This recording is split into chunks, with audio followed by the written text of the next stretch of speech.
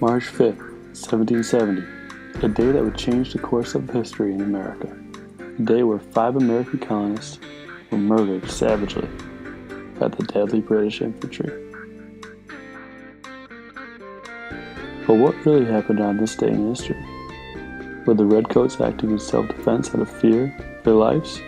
Or is this a heinous crime where Captain Thomas Preston ordered the murder of innocent civilians in cold blood? Let's explore the events together. To understand what occurred on March 5th, 1770, one must first explore the events leading up to that day and understand how tensions had been building up well before that night. We will start with the end of the French and Indian War. The war ended in 1763 with the Treaty of Paris. Despite the victory, Britain was left with a massive debt. In order to erase this debt, Britain turned to taxation on its American colonies. The Sugar Act of 1764 and the Stamp Act of 1765 were some of the first taxes that incited American outrage and produced the well-known phrase, "No taxation without representation." Peaceful protests like petitions and boycotts begun, and Parliament repealed the Stamp Act in 1766.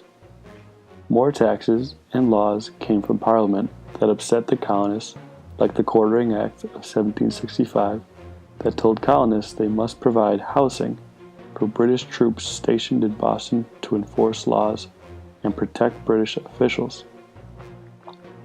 The Townshend Acts came next, and although the taxes were low, the American colonists still opposed the principle that Britain was taxing without an elected official speaking on the behalf of the colonies.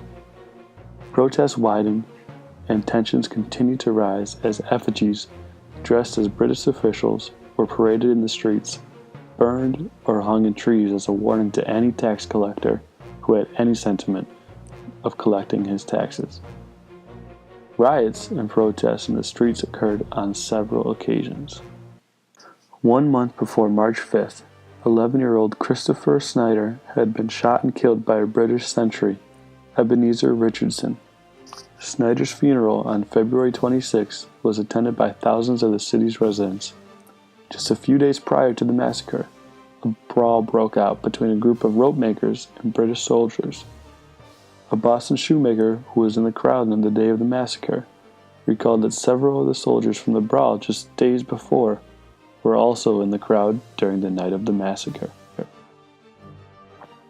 The stage was set, and the fuse was ready to blow, and on a snowy evening in March, it finally did.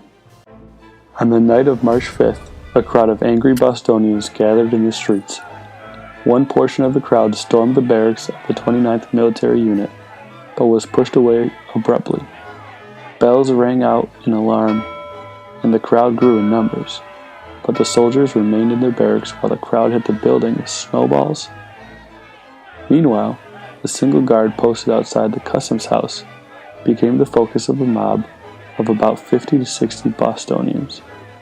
Informed of the sentry's situation by a British sympathizer, Captain Thomas Preston marched 7 of his soldiers with bayonets through the crowd in an attempt to rescue the sentry.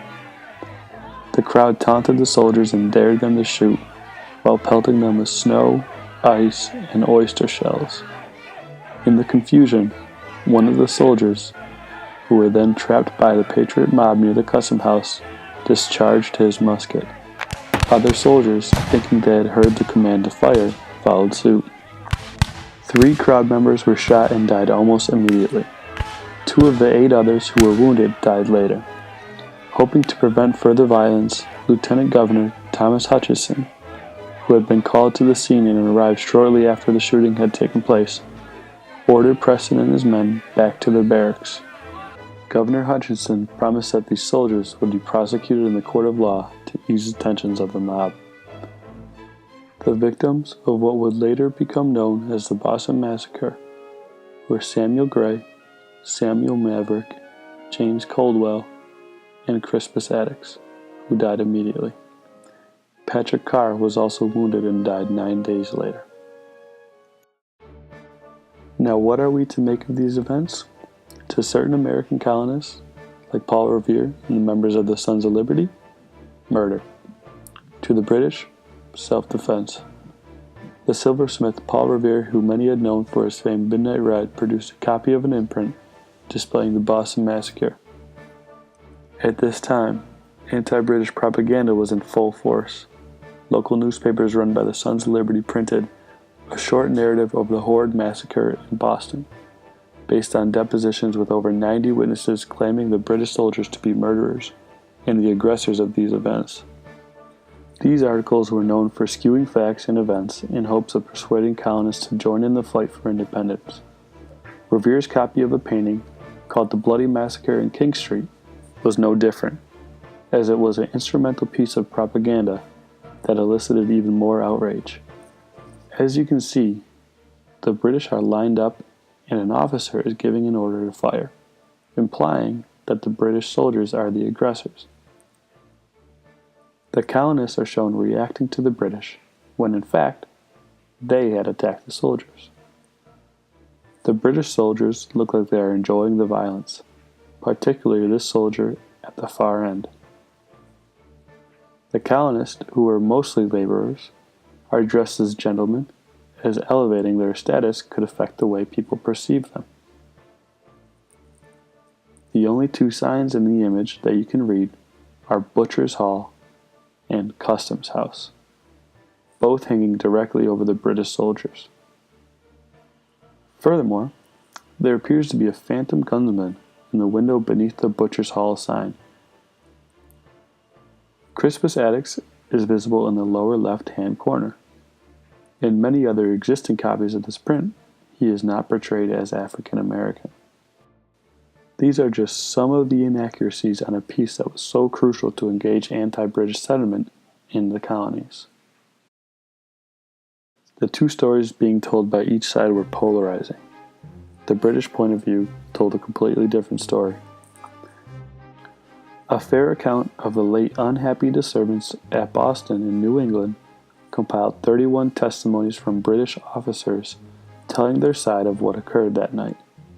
Captain Thomas Preston also wrote his account from his jail cell, entitled The Case of Captain Thomas Preston. Preston gives his account and the dangers his men faced that day. When speaking to the rescue of the lone sentry at the customs building, he said, "I was soon informed by a townsman.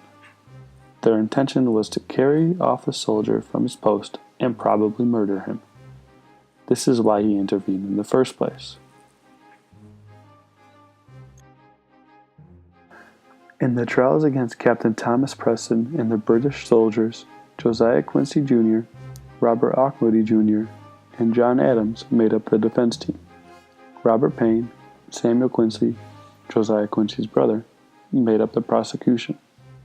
Adams and the defense won acquittal for all but 2 soldiers, who were branded on the thumb as first-time offenders. Adams and his team used depositions from witnesses that contradicted many of the reports from the Bostonians, like those from Theodore Bliss or Richard Payne, who swore that Captain Thomas Preston stationed himself in front of his men when the first shot was fired. This is crucial because Preston wouldn't have given the order to fire unless he was behind his own men.